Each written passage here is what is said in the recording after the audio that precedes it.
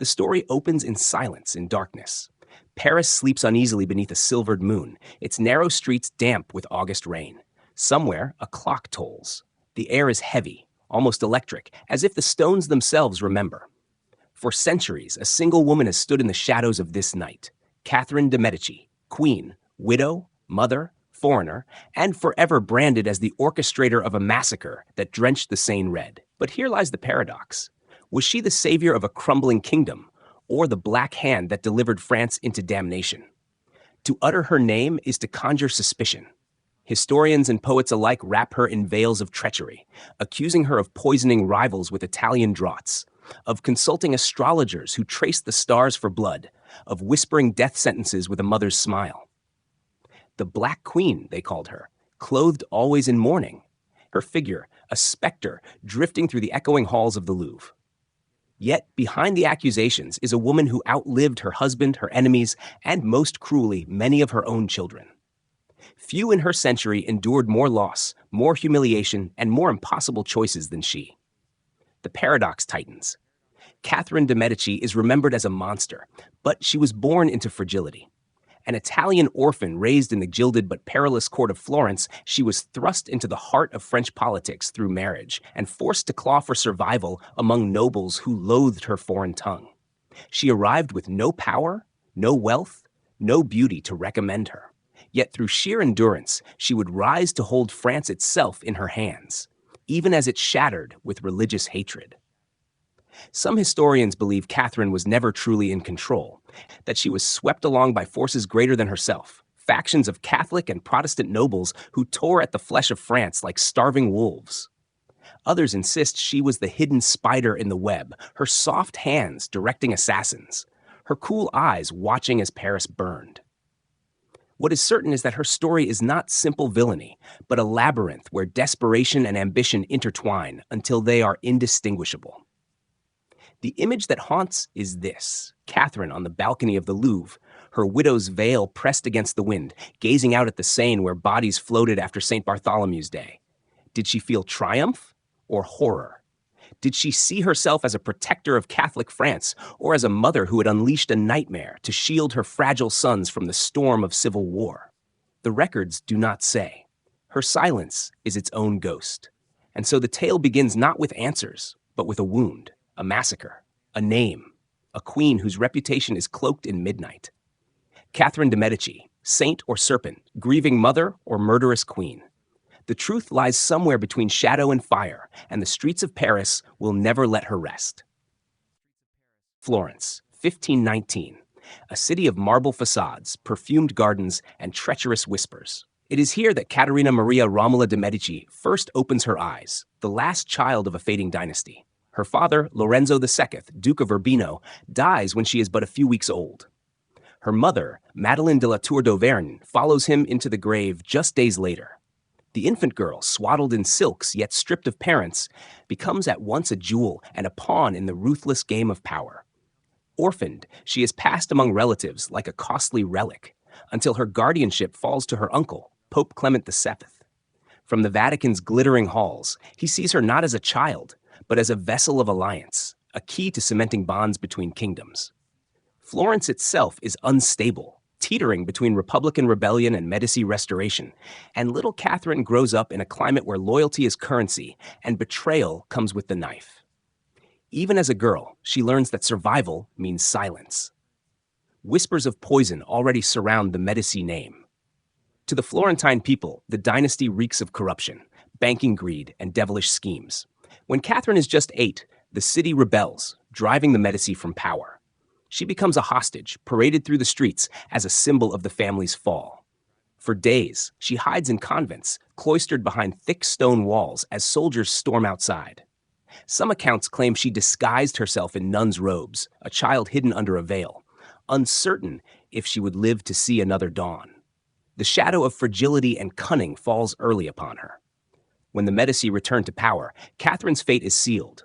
Her marriage will not be of love, but of politics. In 1533, at the age of 14, she is sent north to France, promised to Henry, the second son of King Francis I. The union is arranged not for affection, but to weave a bond between France and Rome, between Pope and Crown.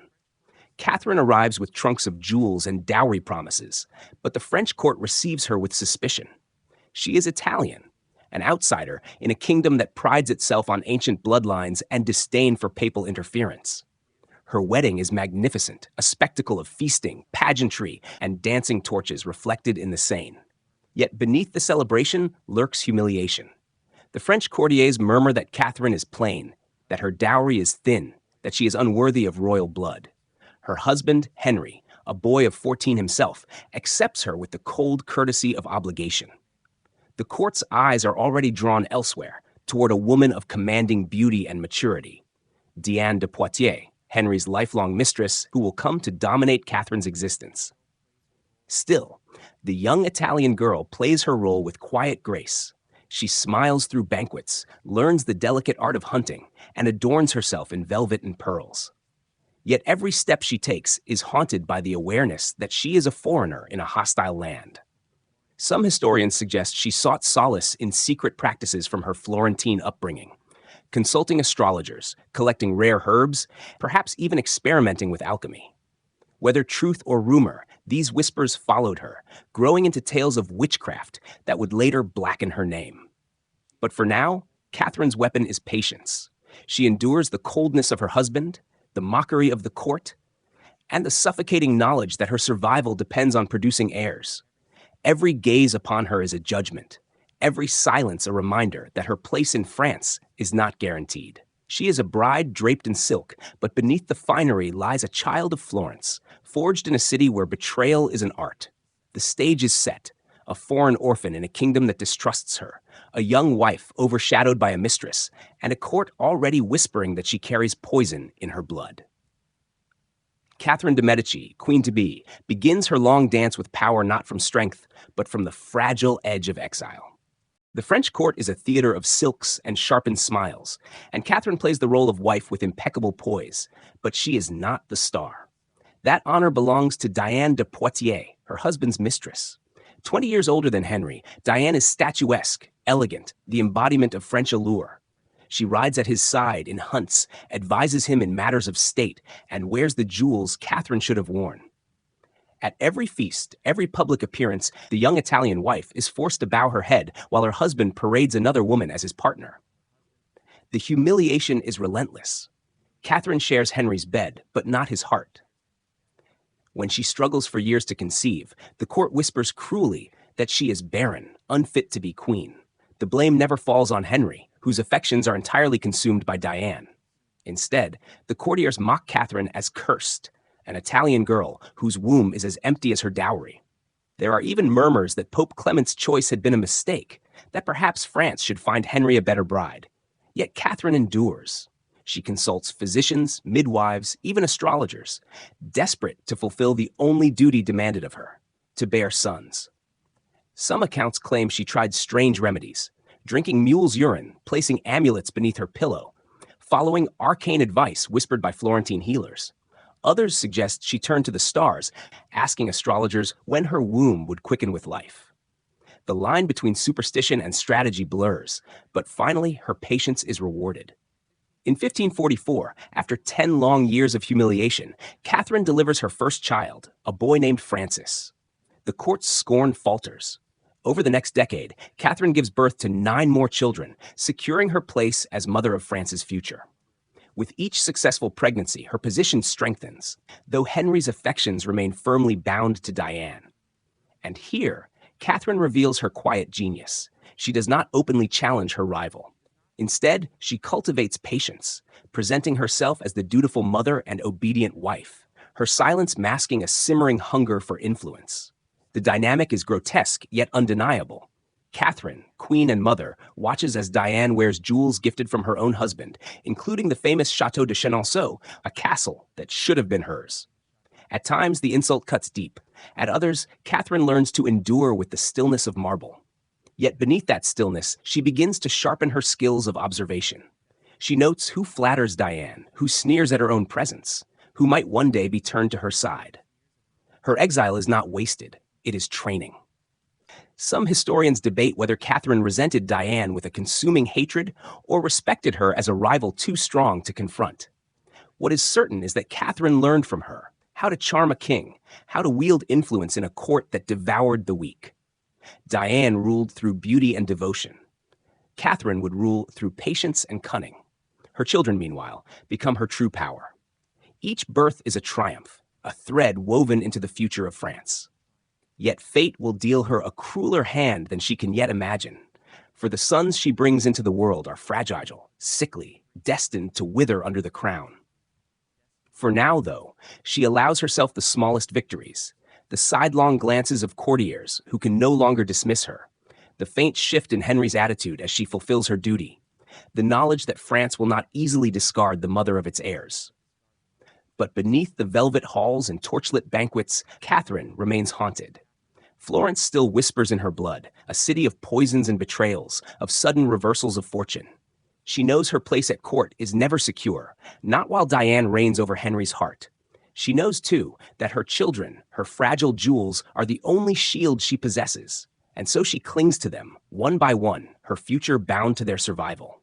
The unwanted wife becomes the indispensable mother. Catherine has stepped from the shadow of exile into the cold light of endurance. She is still mocked, still dismissed, but within her, a silent steel begins to form. One day, it will strike. The tilt of fortune arrives not with triumph, but with blood. In 1559, during a glittering joust held to celebrate the marriage of her daughter Elizabeth to the King of Spain, Catherine watches her husband Henry II ride into the lists.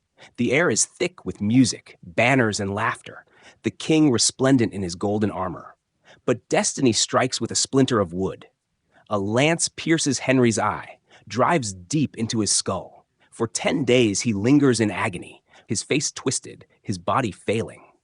Catherine remains by his side, veiled and silent, while Diane de Poitiers is banished from the sick room. The mistress who once ruled the king's heart is cast aside in an instant, and Catherine, long humiliated, takes her first taste of power. When Henry dies, Catherine's mourning is absolute. She cloaks herself in black, a widow's garb she will never abandon. It is not only grief, but calculation. Dressed forever in mourning, she becomes a figure of solemn authority, untouchable in her sorrow. To courtiers, her black-clad silhouette drifting through the Louvre is both haunting and commanding, a reminder that she has survived humiliation, childbirth, and now widowhood. But her husband's death leaves France fragile.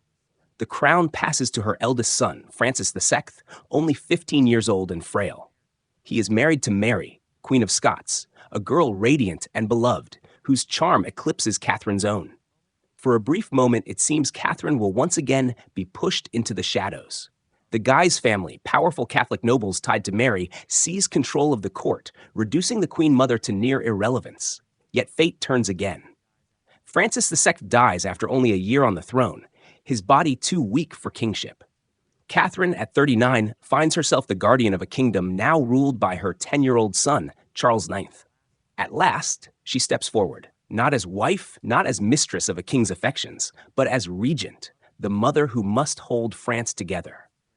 And France is breaking. Religious wars spread like wildfire, Catholics and Huguenots slaughtering each other in towns and villages, their hatred stoked by noble families eager for power. Catherine stands between them, attempting to play both sides, offering concessions to Protestants while assuring Catholics of her loyalty. To some, she is a moderating force, the only figure capable of keeping the kingdom from collapse. To others, she is a serpent, promising peace with one tongue and plotting betrayal with the other. Whispers of sorcery begin to cling to her name. Courtiers whisper of her astrologer, Nostradamus, who predicts catastrophe and blood.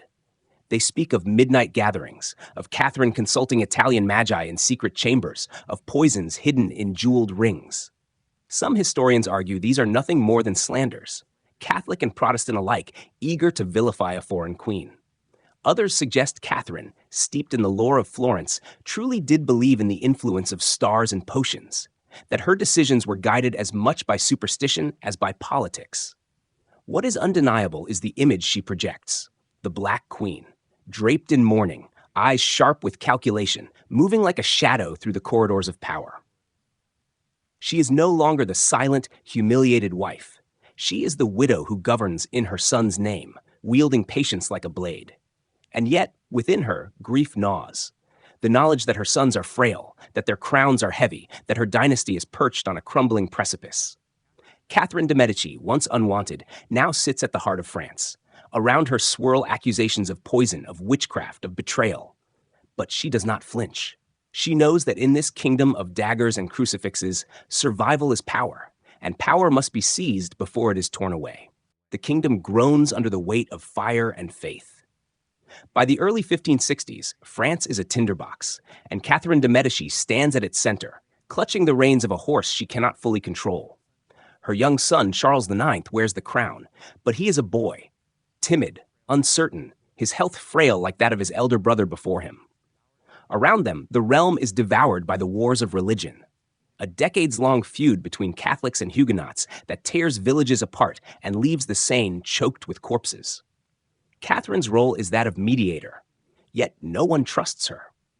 She convenes the Colloquy of Poissy in 1561, summoning Catholic prelates and Protestant leaders to seek common ground. For a brief moment, it seems as though compromise is possible, but the divisions run deeper than words. Papal envoys hiss that she is too soft. Protestant nobles mutter that she plots their ruin. Her attempts at tolerance please no one, and suspicion grows around her every move. Meanwhile, blood spills. In 1562, the massacre of Vassy ignites the first great wave of civil war. A band of Catholics under the Duke of Guise slaughters Huguenot worshippers, and France erupts. Catherine pleads for peace, arranges edicts of toleration, then withdraws them under Catholic pressure. Some historians argue she sought stability, bending whichever way the storm blew.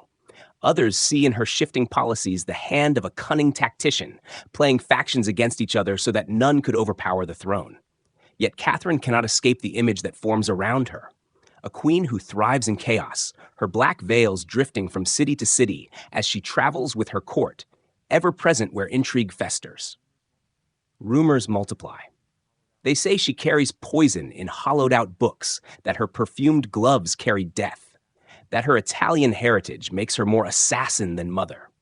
The infamous flying squadron of her ladies-in-waiting, beautiful, carefully trained women, are said to seduce noblemen and carry intelligence back to her queen.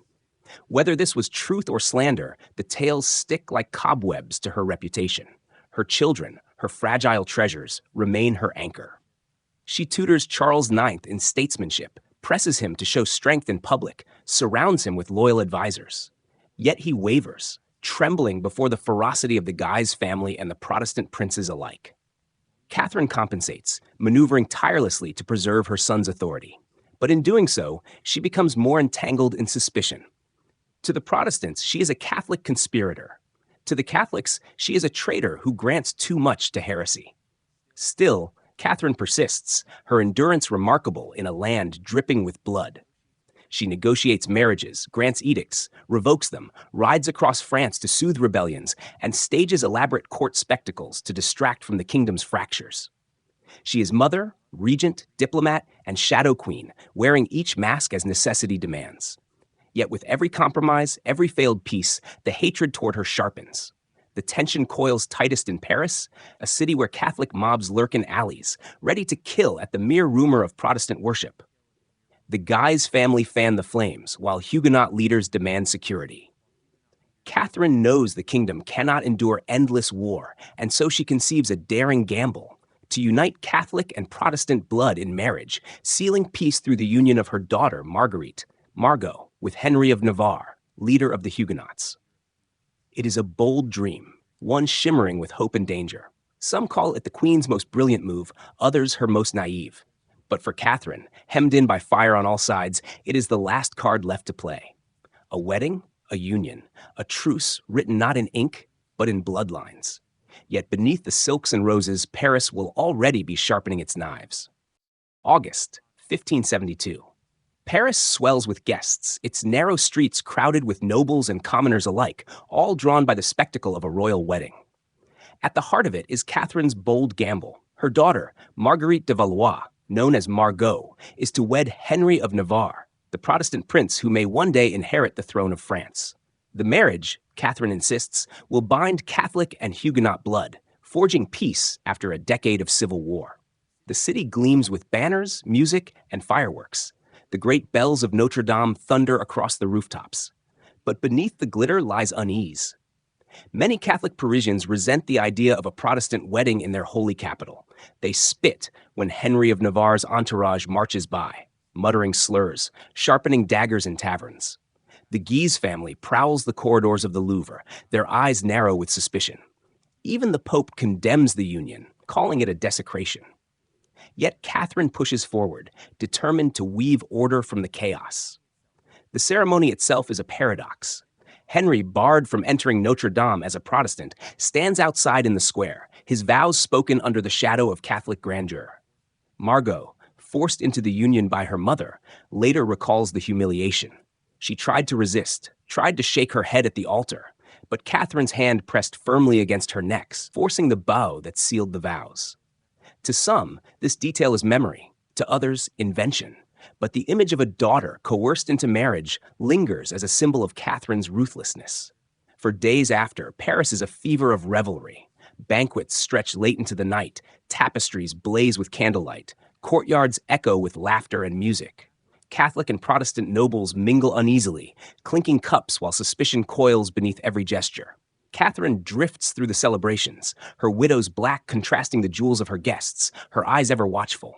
She smiles, she soothes, she reassures. But behind the mask, her mind races. The fracture comes swiftly. Only days after the wedding, Admiral Gaspard de Coligny, a prominent Huguenot leader and father figure to Henry of Navarre, is shot in the street by an unknown assassin.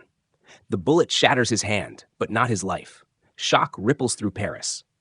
Huguenots demand justice, certain the Catholic Guise family ordered the attempt. The Guises, in turn, accuse the Protestants of staging outrage to claim greater power. The city quakes with tension, and the royal family trembles in its gilded cage. In the Louvre, Catherine walks the corridors like a restless ghost. Some historians believe she feared that Coligny, recovering in his bed, was drawing Charles IX into the Protestant camp, pulling her son from her influence. Others argue she saw only the danger of open rebellion, knowing that if Huguenot nobles rose in outrage, Paris would drown in blood. Whatever her reasoning, she spends long hours whispering in the king's ear, her widow's veil brushing against his sleeve, her words a mixture of caution, fear, and persuasion. Outside, the streets grow restless. Catholic mobs sharpen weapons. Protestant nobles demand security. Rumors fly like arrows of conspiracies, of assassins, of plots against the throne. The wedding that was meant to unite France has instead become a match tossed into dry straw. Catherine holds her silence, her eyes cold, her face unreadable. Some say she is calculating, others claim she is desperate, trapped in a storm too fierce to calm. And so the stage is set, a wedding feast turned into a gathering of enemies, a queen mother pacing the marble halls with shadows clinging to her every step, and a city waiting for a single spark to ignite the massacre that will mark her name forever. Night falls over Paris on August 23, 1572. The wedding feasts are dying down, torches guttering in the wind, wine running low in the goblets of nobles who stumble back to their chambers. The city holds its breath. Within the Louvre, Catherine de Medici sits with her son, Charles X. He is restless, pacing, his nerves raw. Outside, the Huguenot leaders, hundreds of them, remain gathered in Paris to celebrate Henry of Navarre's marriage. Catherine knows their presence is dangerous, their proximity to the throne intolerable. Coligny, wounded but recovering, is the symbol of their cause, and whispers say he has nearly convinced the young king to commit France to war in support of Protestant rebels in the Netherlands. Some historians insist this is the moment Catherine makes her choice. She cannot allow her fragile son to be pulled from her grasp, nor can she risk Protestant nobles seizing influence. Others argue she merely panicked, that the court around her, Guy's allies, Catholic extremists, demanded blood, and she yielded to their pressure. The truth is lost in shadow. What remains is this: in the dead of night, orders are given. The bells toll before dawn. Soldiers move silently through the streets, led by Catholic captains with secret instructions. At the stroke of midnight, the Guise men storm Coligny's lodgings. They drag him from his bed, wounded and pleading, and thrust him from a window to the street below. His body crashes to the cobblestones, where a mob descends upon him, hacking his corpse into pieces. His head is carried on a pike through Paris, a grotesque trophy to ignite the slaughter. The signal spreads like wildfire. Catholic mobs surge into the homes of Huguenots, slashing, burning, tearing families apart. Doors are kicked in, screams pierce the night, bodies tumble into the Seine. Paris becomes a butcher's yard. Men, women, children, all are marked for death by the sign of the cross upon their doors. Torches blaze, smoke smothers the stars, the air chokes with blood and fire. Inside the Louvre, chaos reigns. Protestant guests who had come for the wedding are dragged from their chambers and murdered in the corridors, their blood staining the tapestries. Henry of Navarre, the groom himself, is seized and brought before Catherine and Charles. He is given a choice: convert to Catholicism or die. Trembling, he chooses life, bending under the pressure. His survival is Catherine's insurance, though his submission will fester into resentment that one day will change France forever. The slaughter lasts not only hours, but days. What begins in Paris spreads across the kingdom, a wave of violence that consumes towns and villages. Between 5,000 and 30,000 Huguenots are killed in the St. Bartholomew's Day massacre, their blood baptizing the soil of France. Some chronicles describe the Seine running thick with bodies, the river itself groaning under the weight of the dead. Mothers clutching infants are cut down, noblemen are butchered in their beds, whole communities vanish overnight. And at the heart of it all stands Catherine de Medici. To her enemies, she is the black hand behind the slaughter, the evil queen who plotted every blade's descent. To some historians, she is the architect of massacre, cold and deliberate. To others, she is a woman cornered, her decision driven by fear, her control slipping as Paris spiraled into mob fury. Whether executioner or prisoner of circumstance, her image is forever stained: Catherine, draped in mourning black, gazing from the Louvre balcony as the city below drowns in blood. The paradox hardens into legend. Was she the savior of the monarchy, sacrificing thousands to preserve her son's throne? Or was she the monster of midnight whose ambition turned a wedding into a charnel house? History offers no absolution. The massacre is her inheritance, her curse, the shadow that clings to her name across centuries. The smoke of Paris lingers long after the fires have burned out. By the autumn of 1572, France is not united but splintered more deeply than ever, its soil soaked with the blood of neighbors. Catherine de Medici emerges from the massacre not as peacemaker, but as specter, her name spat like poison across Europe. Protestant pamphlets depict her as a she-wolf, a Jezebel, a black widow cloaked in death. Even Catholic allies eye her warily, aware that what had been unleashed could not be tamed. Within the Louvre, Catherine moves through the halls with a serenity that unnerves even her own children. She counsels her son, Charles IX, who reels under the weight of guilt. The young king wakes in the night screaming, his body fevered, his mind fractured. Some say he hears the cries of the slaughtered in his dreams, that he sees phantom rivers of blood pooling at his feet. Catherine comforts him as only she can, her hand upon his brow, her voice low and steady, but the guilt corrodes him from within. His health falters. He coughs blood into his handkerchiefs. The massacre that was meant to secure his throne instead begins to consume him. Catherine carries on. She maintains correspondence with ambassadors, insists to foreign courts that the violence was not premeditated, that it was a spontaneous uprising the crown struggled to control. Few believe her. In London, Elizabeth I of England receives the news with horror, black draperies hung in mourning for the slaughtered Huguenots. In Rome, the Pope celebrates, ordering a Te Deum sung in St. Peter's to mark the victory over heresy. Across Europe, Catherine's name becomes shorthand for treachery, her legacy forged not in diplomacy, but in blood. Yet she cannot pause to grieve or defend. The wars grind on, France still aflame with rebellion. Charles X, weakened and haunted, dies in 1574 at only 23.